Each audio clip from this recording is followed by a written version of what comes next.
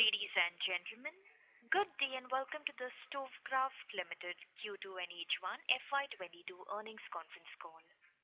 As a reminder, all participant lines will be in the listen-only mode, and there will be an opportunity for you to ask questions after the presentation concludes. Should you need assistance during the conference call, please signal an operator by pressing star then zero on your touchtone phone. Please note that this conference is being recorded. I would now like to hand the conference over to Mr. Rajendra Gandhi, MD and promoter. Thank you, and over to you, sir. Hello and good afternoon, everyone. I hope you're all keeping safe and healthy during these times. Today on the call, I am joined by Mr. Rajiv Mehta, our CEO, Mr. Shashidhar SK, CFO, and Mr. Devan Dhruva from Orient Capital, our investor relations partner. We have uploaded our investors deck and result highlights on the stock exchanges and the company's website. I hope everybody had an opportunity to go through the same. Post the relaxation of the lockdown restrictions from early June 2021, the company has been doing well and has delivered a strong performance in the second quarter of the year. Revenues in the quarter have grown by 53%. Our company delivered a strong performance on back of stellar volume growth and better product mix. We have grown through all channels: general trade, modern retail, and of course the dominating e-commerce. For the quarter, our pressure cooker category had a volume growth of 53%, and this contributes to 26% of our revenues. Our non-stick cookware category had a volume growth of 14%, and this contributes to 17% of our revenues. Our cooktop business, the gas and induction cooktop category, had a volume growth of 31 and 53% respectively. That is, the gas cooktop business grew by 31% and the induction cooktop grew by 53%, which contributes to 13 and 8% of our revenues respectively. Collectively, they contribute 31%. Our new segment, the LED, had a volume growth of 70%, and this contributes to 7% of our revenues. Small appliances, that is mixer grinder and others, had a volume growth of 34%, and this contributes to 30% of our revenues. The company is focused on our own manufacturing. Our trading sales have also reduced considerably during the last few quarters. There have been now these products we are manufacturing, and so they contribute from the manufacturing sales. During the last quarter, the price of raw materials have increased substantially, which has led to reduction in gross margins and therefore EBITDA margins too. We have missed out to pass on these increased input costs completely to our customers. We have taken some measures and also increases in the price of our products across all categories, and we expect some more price increases in the coming quarters. The company is continuously investing in improving the facilities and investing in backward integration and building better infrastructure to create a differentiated value-added product for our consumers. We are backward integrated to now make all the parts of our pressure cookers. That includes gaskets, the rubber gaskets, and the weight ball. We already are making handles. The production of our rubber gaskets have already commenced and is catering to 100% of our requirements. We have also installed a state-of-the-art manufacturing facility for the weight ball, which will very soon commence production. Along with this, we have a glass lid line installed capacity of 32,000 pieces per day, which will cater to the requirement of our non-stick cookware. All these days, we are importing these glass lids. We also have the ability to manufacture components such as bakelite handled sheet metal components, molded parts, die-cast parts, molds, dies, and fixtures in-house for the manufacture of our products. We believe the backward integration of our manufacturing facility has reduced our dependence on third-party suppliers and OEMs. Such components reduce costs, which have resulted in mitigating the unprecedented price increase. During the quarter, our costs on branding and marketing increased due to lockdown in Q1 of this year. Some of these costs spilled over to this quarter. We believe that but continuing to develop awareness of our brands through focused and consistent branding and marketing initiatives is important for our ability to increase our sales volumes and our revenues, grow our existing market share, and expand into new markets and new product categories. The digital platform and social media has enabled us to reach and engage with a wider audience and customize product offerings. The company plans to spend between 3 to 4% of our revenues on branding and marketing on an annual basis. In the coming quarters, the company is planning to launch a range of plastic storage containers. We call this the modular storage range. Also, we have now a full range of LED bulbs that is starting from 0.5 watt to 50 watts, which is now made within the company's manufacturing facilities. Our focus is on increasing distribution, increasing network across the country. Customers are onboarded to increase our number of outlets. Over the first half of this year, the company has added over 11,400 new retail outlets. That is an addition of 20% of the existing outlets as of March 2021. During the quarter, the company introduced and completed 100% successfully a distribution management system. The tool helps improve operation and provides effective sales and inventory management related only to within products. This provides information on the right stocking pattern and enhances efficiency due to the faster transaction. It also helps the organization to track secondary and tertiary sales and maintain inventory level at the distributor center. It gives us visibility to the secondary billing happening from the distributors to the retailers. Despite the increased raw material costs and increased branding and marketing, we have maintained our EBITDA margins at 11.9%. We have been constantly given guidance of achieving EBITDA margins between 13 to 14% on an annual basis, and we look forward to achieving the same. In the current quarter, profit after tax is lower by 9.2 crores as the company had to provide for income tax, and after setting the accumulated losses brought forward from the previous year. Coming to financials, our ROCE stood at 33.6%, our ROE stood at 21.6%, gross debt stood at 53.4 crores, and our working capital days stand at 23 days. With all this, we will now open the floor for questions and answers. Thank you. Thank you very much. Ladies and gentlemen, we will now begin the question answer session. Anyone who wishes to ask a question may press star and 1 on their touchtone telephone. If you wish to remove yourself from the question queue, you may press star and 2. Participants are requested to use handsets while asking a question. Ladies and gentlemen, we will wait for a moment while the question queue assembles.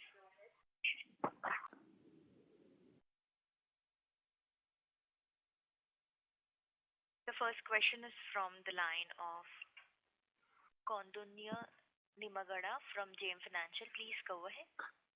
Yeah, hi sir. Thanks for the opportunity. Great revenue growth numbers. So just trying to understand, what is you did again mention that the EBITDA margin is going to be 13 to 14% odd range. So do you think there is any risk to these numbers as far as FY22 is concerned, or would you like to revise the guidance lower for FY22 for gross margins and EBITDA margins? We believe that the cost increase in input cost has actually plateaued now, and we are also, based on the current cost, passing on the cost increase. There has been a slippage in the second quarter particularly, and we have taken steps for correcting this. Post it, I think normalized, we'll be back to normal business, and the differential of the 2%, 2.5% that is there will be covered, and maybe a little more so that we get back to between the 13 and 14%. We are confident of getting there. Got it. So, sir, what is the price hike that you took in first half of FY22? Also, if you can help us understand when you took those price hikes. So, initially, at the beginning of the year, the majority of the categories we had taken a price increase of 5%, and we thought that that could be good enough. But there was a sustained increase of input costs, which I think again we have recalibrated our costs, and we at the beginning of the third quarter have taken a price correction again across the various categories that we deal with. I think with this new price correction, we will be back to our normal margins. Understood, sir. And sir, can you also help us understand, what is the tax rate going to be like from here onwards? Because we thought, we had carry forward losses, and then mostly it will be in the second half of the year also when the tax rate would increase. So just trying to understand what will be the tax rate for the coming quarters and also for 23 and 25, 22 and 23. So the current year will continue to have the benefit of carry forward losses of 40 crores. But prudent accounting practice, we have provided in the ratio for the whole year. It's not that we have observed all that in the first or second quarter. So we have, based on our AOP, the ratio of that, we have only observed that much of it and provided for the taxes. And also the company wanted to be prudent enough to pay advance taxes so that it does not at the end of the year we end up paying only for those 2 quarters. So the company has also paid these taxes, and we continue to have that benefit for this year. Whatever the number we end up with, 40 crores of this will be non-tax. Only profit beyond the 40 crores will be taxed at the normal rate of 25%. So just to clarify, this year the average rate of tax would be 14%, and in terms of absorbing the brought forward losses. So next year onwards, the normal corporate tax of around 45.17%, depending on the profits which you record. Understood, sir. Understood. Sir, just again coming back to the business, just trying to understand if there is any channel stocking that has happened for the upcoming festive season in 2Q. And so just trying to understand, from that perspective, how is the 3Q numbers could be like? I mean, as in, what is the current demand scenarios like? Fortunately for us, both, as I already mentioned in the call, that we have implemented a DMS. This helps us to track the inventory both at the distributor and the retailer. And there has been a very good, tertiary sales. And so there is no channel. In fact, from the day one itself, from October 1st, we have had the same kind of sale numbers that we had experienced in the previous month. And the demand continues. So to say that there is any stock lying in the channel or choking the channel, I think I can only say that there is a very healthy stock at the secondary. So if I understood it correctly, that channel inventory is at normalized levels. Yeah, normal inventory levels, yes.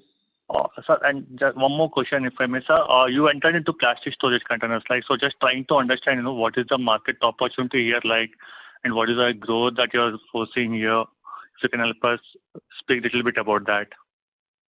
We are to launch this storage containers. Of course, initially it is plastics, but there will be of different material. So gradually we want to build a range for the storage. We believe this is an important item that is used in the kitchen, and so we are launching one range, that is we call this modular range in the plastics.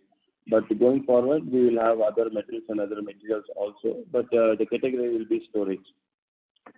We believe this is the same channel which actually also where we have an opportunity to sell this, whether it is the general trade, modern retail and e-commerce. And we have got very good feedback from the initial research. We have yet to launch the product. So what is the estimated market size and all, like, and how we just kind of structure it? Because it will be mostly unorganized, right? Yeah, so honestly, there is no proper data to give you that kind of number.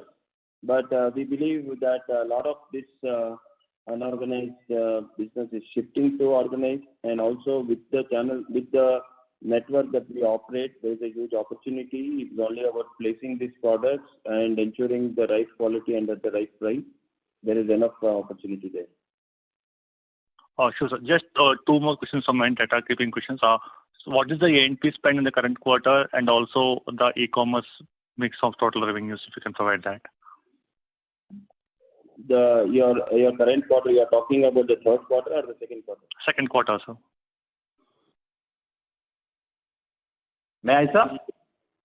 We are well within the 3% of that revenue. 3%, sir. Okay. Yes. Within the 3%. And on e-commerce mix, sir, what is the current contribution from e-commerce channel? So far, for the first half of the total revenue, we 250 crores of the 577. Yeah, 251 crores was from e-commerce. And exports, sir? Next quarter. Exports. Exports, we are at about 70 crores. That is the OEM. So we have a combination of OEM and brand exports. So the combine of this is at 70 crores. So just trying to understand, if I look at your non-stick cookware numbers, I get a feeling that exports we haven't done much in the current quarter vis-a-vis the first quarter. So just trying to understand what is the current order book like and what is the outlook on the exports front. So there has been a steep price input cost escalation in the non-stick cookware, particularly non-stick. Majority of the input costs comprises of aluminium, and so we have been a little more stringent with our customers to correct the prices. So the work is in progress. So we are still growing over the last year, but we have curtailed some of the orders to protect our margin. Understood, sir. I'll come back for more questions. Thanks for this. Thank you. The next question is from the line of Sangeeta Purushottam from Cogito Advisors. Please go ahead. This is Andre here, Sangeeta's partner. First of all, congratulations for a great set of numbers. I hope to continue going forward. I really want to understand a little bit more about your distribution strategy and how you mentioned in your presentation that you have a completely separate distribution structure for each of your three brands. Now, I just wanted to understand if you could break up your value sales by Pigeon and Gilma and Black & Decker, and also tell us as to which of your distribution retail outlets belong to each of these brands. Also, if you have ever at any point of time considered some commonalities in terms of having a common structure for maybe, let's say, Pigeon and Gilma, and if you have decided against that, what is the reason and rationale behind the distribution strategies? So let me clarify to you. First of all, they are at different levels, catering to different segments of the consumer. Yes. And even the networks are different. So Gilma, we sell it only through our exclusive outlets, which are currently only in the southern states. Pigeon is a national brand, and we sell it through multiple channels that includes the general trade, e-commerce, modern retail, the institutional chains. So Gilma is exclusively sold only through our own exclusive outlets for Gilma. Black & Decker, of course, has a different channel because this is placed at points where it is catering to a different segment of the consumer, which is the premium end.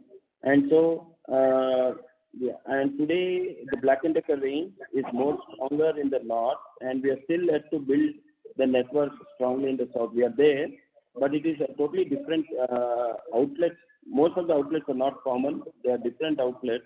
So both the distributor and the channel, overall the dealers are mostly different for these two, and we wish to keep this segregated, separate, because they are catering to different segment of the business. And what is the value split between these three brands? Yeah, today it is very small. Between these two brands, it contributes to 6% of our revenue. Otherwise, it's all the Pigeon brand. So how, of the 6%, how much is Gilma and how much is Black & Decker? More or less, they are equal. More or less equal. Okay. And there is no potential for creating any commonalities in distribution, even at the distributor level. No. So again, I want to repeat: these are different strategies of reaching the consumer in a different way. The product mix is also a little different, and wherever if products become of mass consumption, then we bring it under the Pigeon brand, and then the moment it is under the Pigeon brand, then we are catering to all the channels. It is available through across, which is catering to a larger segment of the population. The Gilma is strategically placed to cater to a different segment, and the products also are such that they require very special display and understanding of the product, because initially they are new, and so we believe that the Gilma strategy is totally different. It does not. The idea is not to have overlapping brands just for the sake of it. They are to target different business segments.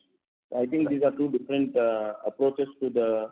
Totally different approach. So I don't think even in the near future you will see these two merging together. Okay. Thank you. Thank you very much. Thank you. The next question is from the line of Prithvi from Unifi Capital. Please go ahead. So on the volume side, has there been any spillover from Q1 that we have seen in this quarter? And then, as you said, the inventory levels have become normalized now. So what kind of volume growth are we looking for coming quarters and next year? Of course, we have in our presentation given you details of our volume growth of the various products. And we believe that the growth remains. It's a continuous thing. So while the third quarter of the last year, we believe was relatively normal and good, but still over that we believe that at the rate that we are growing, we will continue to grow the same levels. If you want me to repeat, I can say on the pressure cooker front, in the first half, we have grown by 81%. I can tell you it is far above the industry and far above any other peer group. The gas cooktop business, we have grown by 35%. Induction cooktop, we have grown by 82%. Non-stick cookware, we have grown by 33%. Our LED is also grown at about 67-70%. In the small appliances category, as a whole, we are growing. It's a whopping 70%, but some of the categories we become leaders, like kettle and choppers. We are leaders in this industry now, which I can tell you a relatively new category, large category, in the large contribution. So overall, I can tell you these are all very high growth numbers. But the third quarter is the real comparable one, because it was normal times over the last year also. I think, but over the last year numbers also, we are seeing good demand. So we believe that we'll grow again.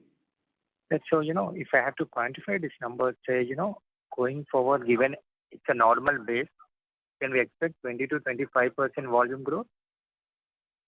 I think that's quite achievable. Right.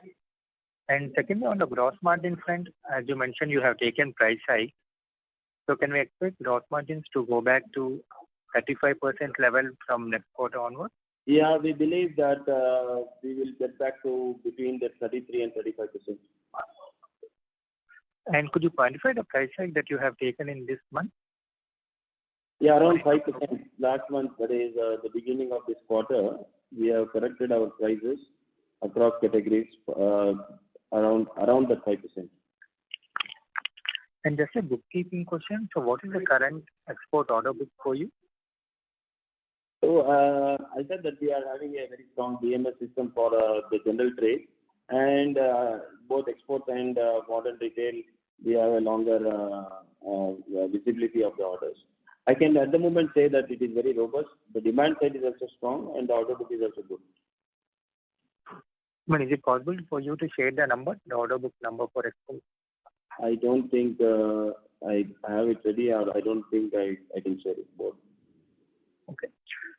So one final question on the income tax rate. So over and above 40 crore accumulated loss, you will start paying tax, right?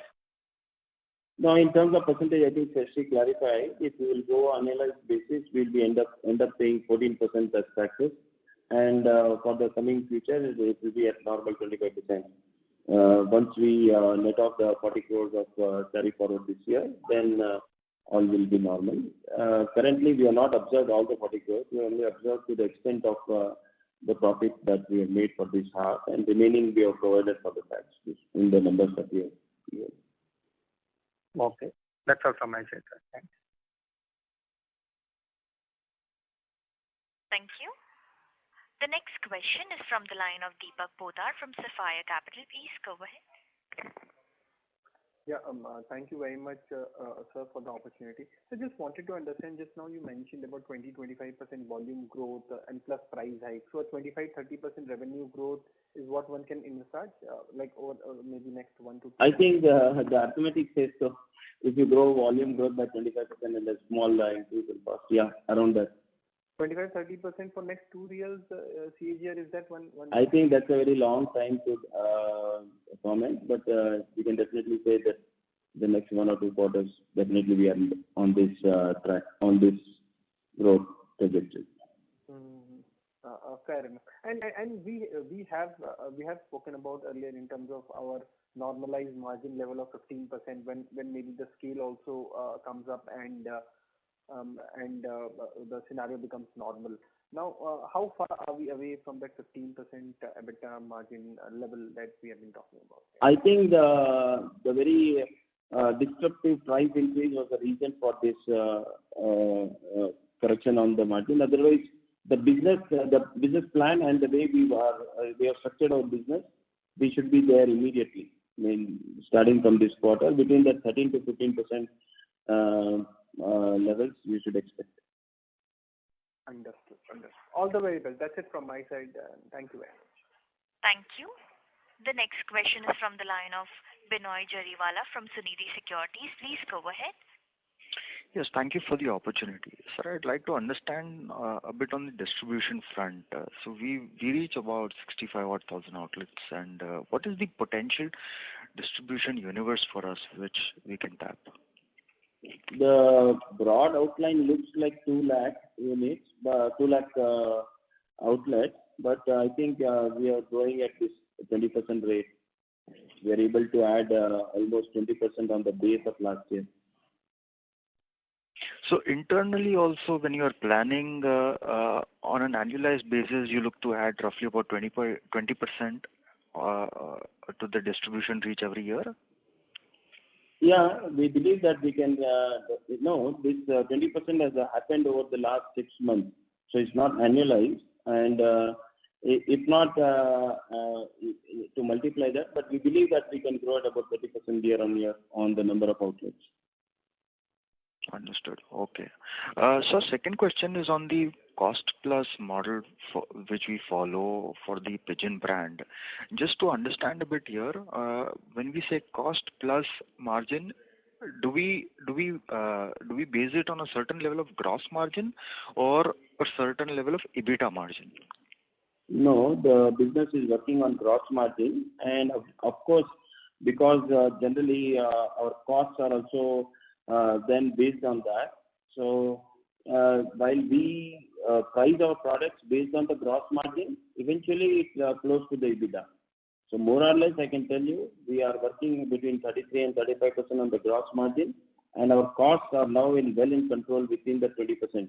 So if we hit a 35%, we'll definitely get a 15% EBITDA, and if we hit a 33%, we'll definitely get a 13% EBITDA. The kind of thing. On the cost side, we are in total control within the 20%.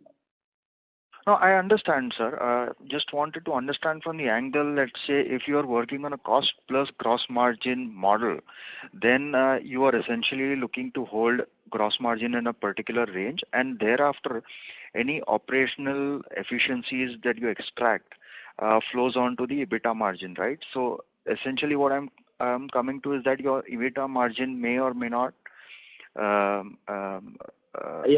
answer at 14-15%. There is a possibility of improvement, but I think for the current quarters, the upcoming quarters, the target is to ensure that we get to our gross margin and retain our EBITDA margin at the aspired. But as we grow, obviously in terms of percentage, the cost may come down by 0.51%, and obviously that will flow to EBITDA. We would want to retain our gross margin at the aspired between 33 to 35.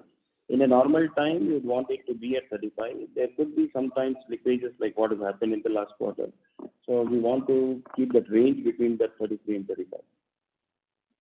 You wouldn't look to pass on the extra benefits or cost benefits, cost savings to the consumer in terms of lower prices or something like that, right? That's what I just. So we are already very competitive for the combination of the quality and the network and the service that we provide to the consumer. We are at the lowest range for the kind of brand that we are. The consumer does not expect us to be cheaper than this. We have a good demand at this level itself. As it is, because our cost, overall cost of the product itself is far better to the peer group. And with this lower gross margin that we have over the peer group, as it is, we are very attractive. We don't have to go below this. I can say this is a sweet spot for us. We would not want to maximize our gross margin, remain there, and garner as much as market share as possible, rather than increase cost. But I don't think we need to go below this. Understood. That's very helpful, sir. Sir, and in the earlier calls, you've given a guidance of growing about 25% revenue this year. Now, in the first half itself, you've grown by a handsome 75% odd. So, would you like to increase your guidance or something like that? I believe that's a healthy guideline to grow at 25%, and it also should be digested by the investing world, that includes you. And if you grow better than this, I think there's nobody's offended or feel let down. But of course, the current opportunities are a little different, because last year was a little more challenging than the current year.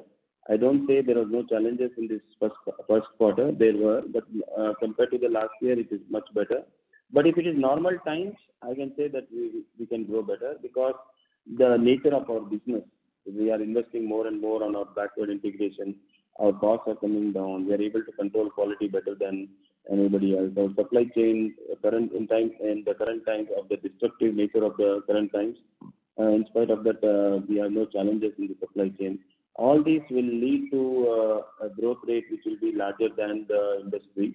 And so, if it's normal times, it can grow better. But I think for the current, I can say whatever we achieve growth in the first half, we will still grow at the rate that we have promised you in the second half.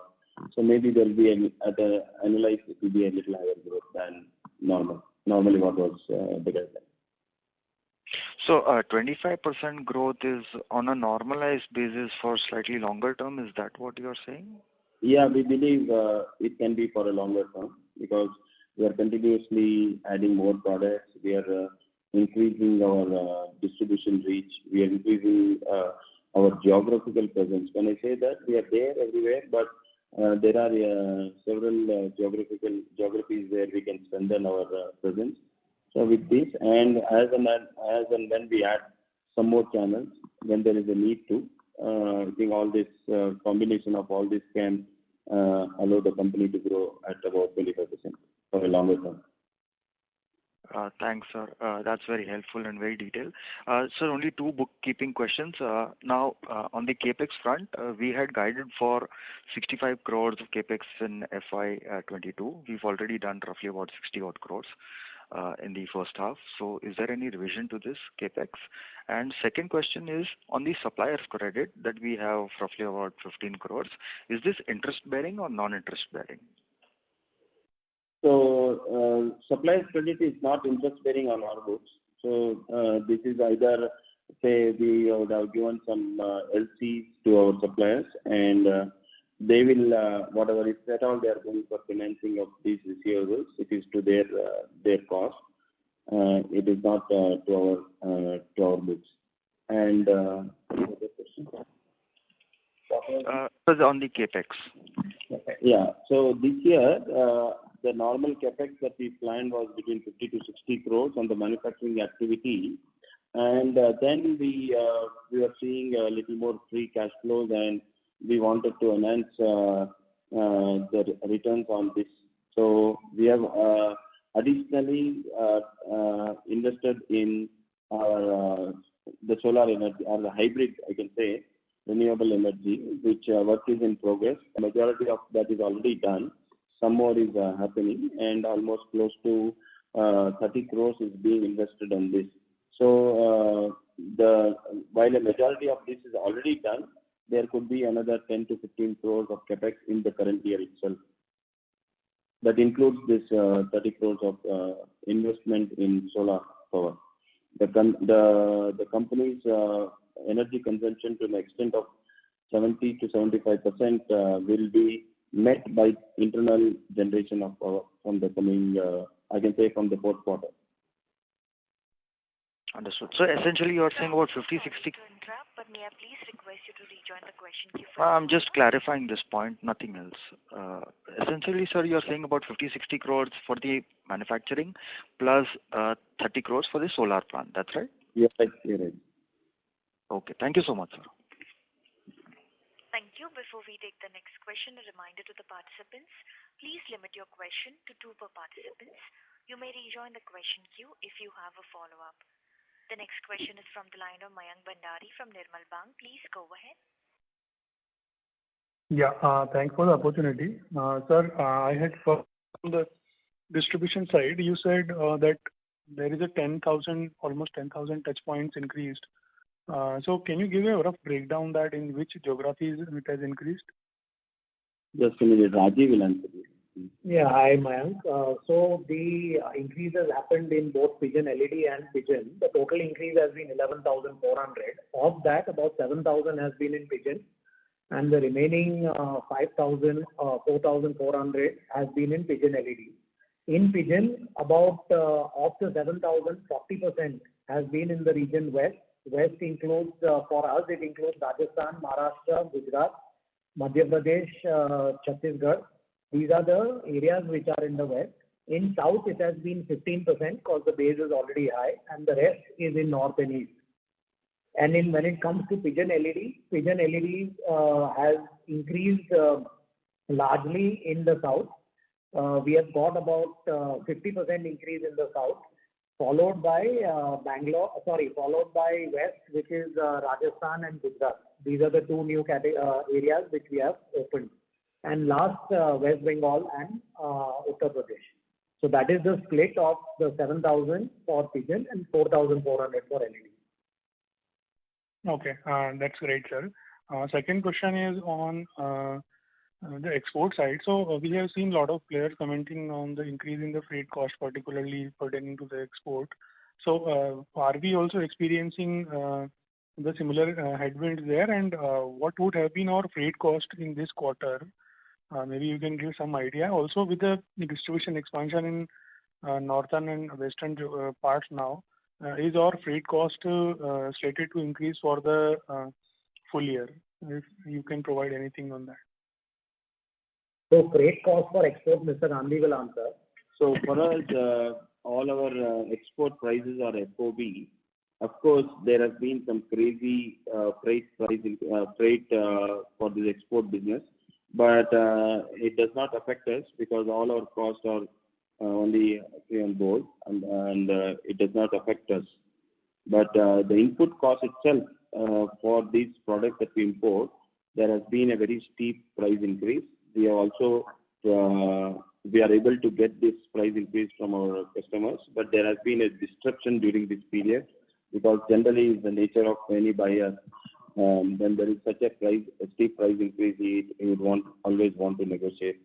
So there has been that. But otherwise, we have passed on all the price increase as far as the cost of input is there. And freight does not affect us. It is only free on board.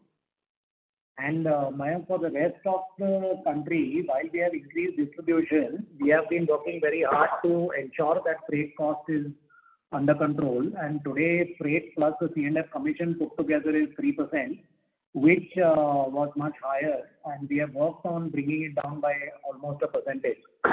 So for most distributors who can take direct, we bill directly to them and not through C&F. And through C&F, we only do part truckload. So we are constantly working on making sure that freight cost does not go up. Okay, thanks.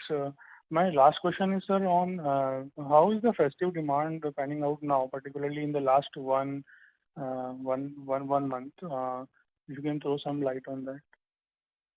The festive demand has been good. It has been the same as what it was in September. We have not seen any softening of the demand.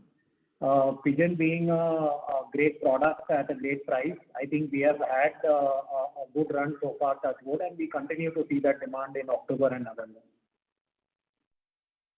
Okay. And lastly, sir, one particular question that there is varying commentary from other competition that people are now shifting back towards the offline channels, but your number does not seems to be showing that. So any comment on that? What is the kind of trend you are seeing? Are people continue to shopping on e-commerce platform, particularly in the last 1 month also? No, so for us, offline, which includes modern retail and general trade, both have shown good growth. Of course, e-commerce has been growing, but both general trade and modern retail has shown growth better than expected. And we can say that after the lockdown in the month of May, beginning June, we have seen good, robust growth coming back in both these. So yes, people are going offline, and we are seeing that demand coming back. Thanks a lot. Thank you. A reminder to the participants again, please limit your question to 2 per participants. You may rejoin the queue for your follow-up. The next question is from the line of Achal Lohande from JM Financial. Please go ahead. Yeah, thank you for the opportunity, sir, and congratulations for the great sales performance. Now, my first question is, with respect to the sales, is it possible to get some color in terms of the contribution from the new categories, in let's say last year FY21 or in the first of FY22? What would be the revenue mix from these categories which we have expanded in the last 3 years? Well, in the investor presentation, you have exactly the number, the contribution of each of these categories and the growth. You have both these numbers. Well, I think you're talking about the revenue mix, and I'm implying for the new categories, something like LED or the smaller categories which we obviously wouldn't know in the presentation. So I'm more curious to know that mix, sir. So LED, we are at 6.6% in contribution, and the growth is almost 70%. So these two combinations will give you exact number.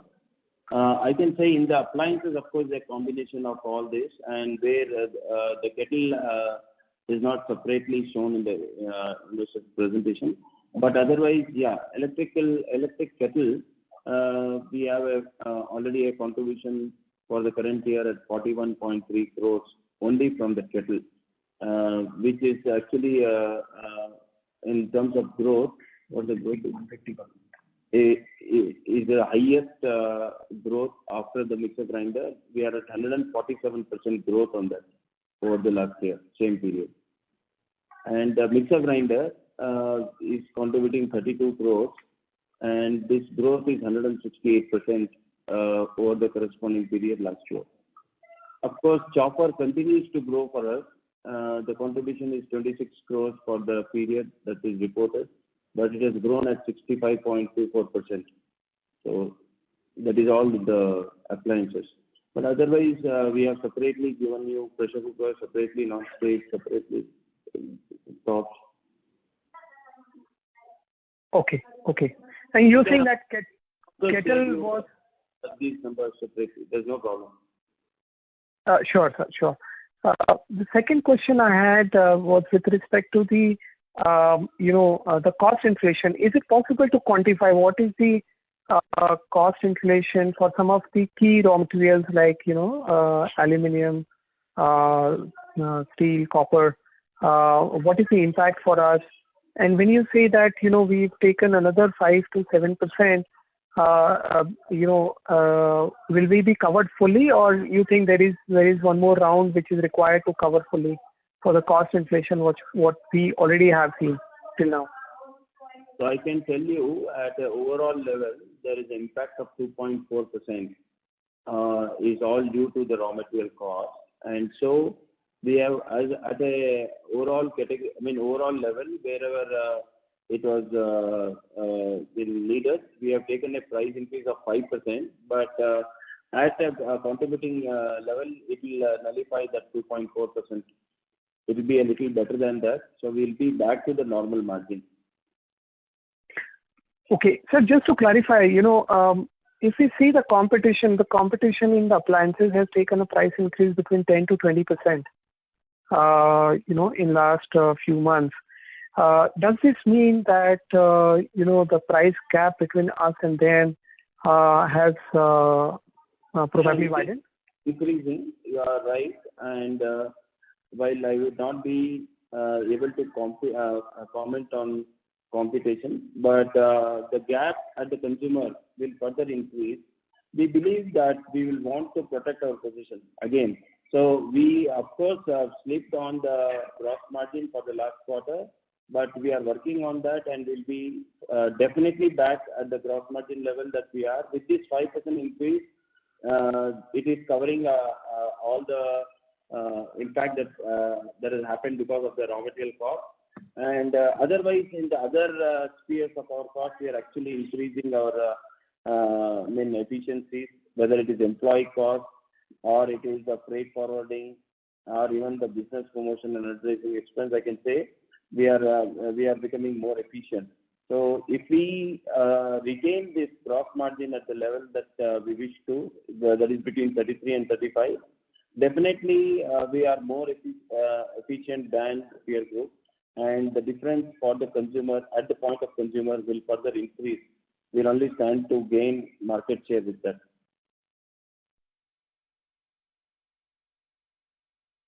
Answer, sir. What is the absolute A&P spend? Sorry to interrupt, but I would please. A&P, we are currently at below 3%.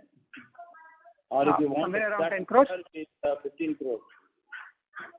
Oh, we spent 15 crore in the second. Lohande, I'm so sorry. In the period, that is first half, is not the quarter. Thank you so much. Thank you, sir. Thank you. The next question is from the line of Himanshu Nair from Yes Securities. Please go ahead. Yeah, hi.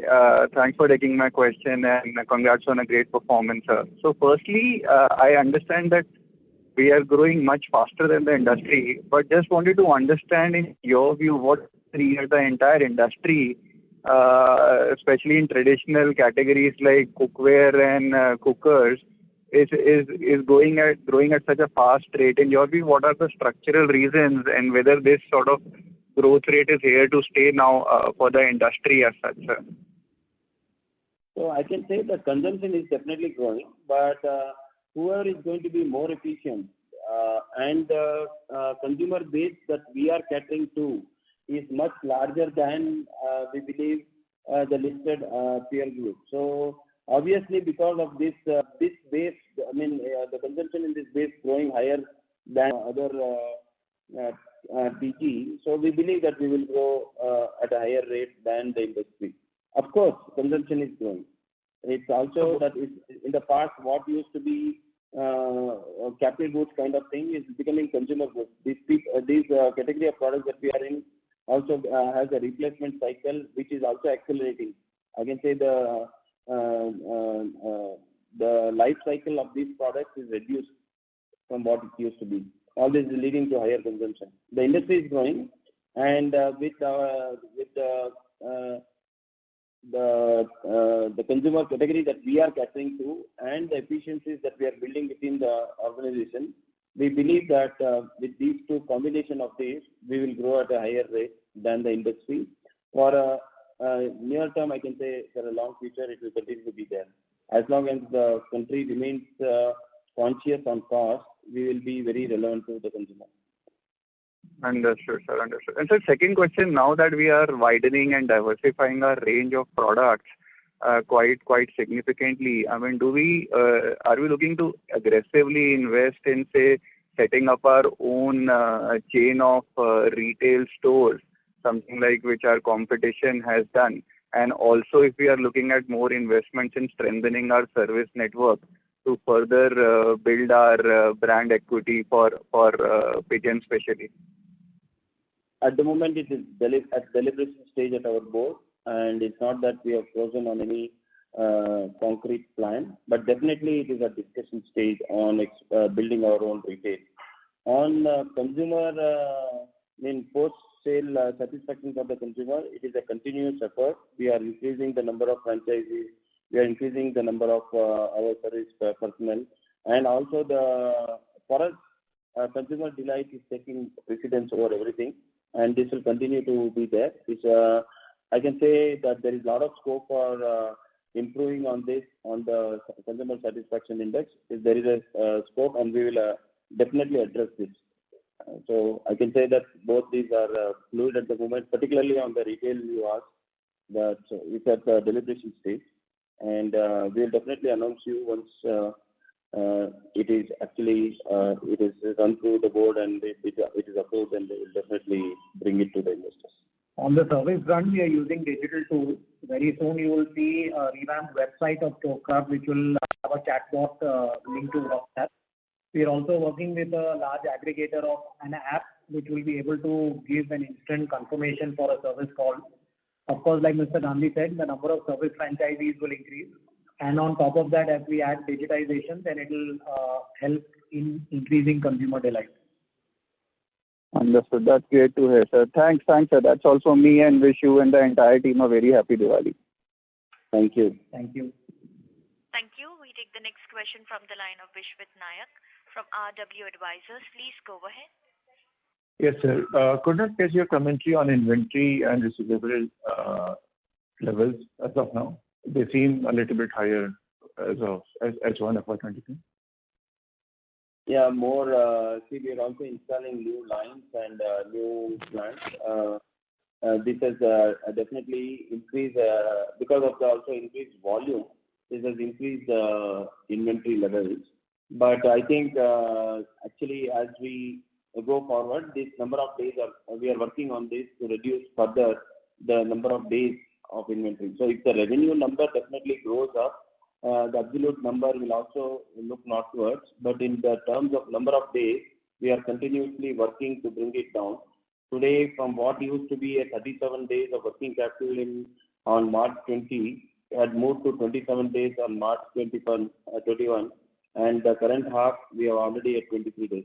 So in absolute working capital days, we are at a far improved number of days. We believe that in the times to come, we want to bring it to zero. Understood. And the new categories around kitchen storage container, what kind of capital outlay are we looking at it, and would it be a traded good, or are we looking to set up a... Invested in plastic injection molding machines. We have a very large setup, very high quality setup, and these are additional molds. We have a design house in China, and molds also we make there. So we already got these molds. As and when we introduce new models, is about making new molds. The capex for the machines is already there. It is tapping to a general requirement for the overall company. I can say boastfully that in the size of business that we are and the category of business that we have the largest injection molding capacity in the country. So there is no need for additional capex for this line currently. If the business grows beyond the envisaged levels, definitely there will be additional capex. For that, we don't require any additional capex. On the mold front, I will tell you, it is not very high. Generally, one range of mold will cost you between 1 or 2 crores. Understood. And the pricing should be in line with popular brands that we see? Right. We didn't understand. Sorry, you said something about pricing? Yeah, pricing of storage containers. So some of the popular ones that we see are from Nysa, Milton, and others. Pricing is clear that we are a cost-plus model. We would want to have that reasonable margin that we aspire, so that we can take care of the company and stakeholders.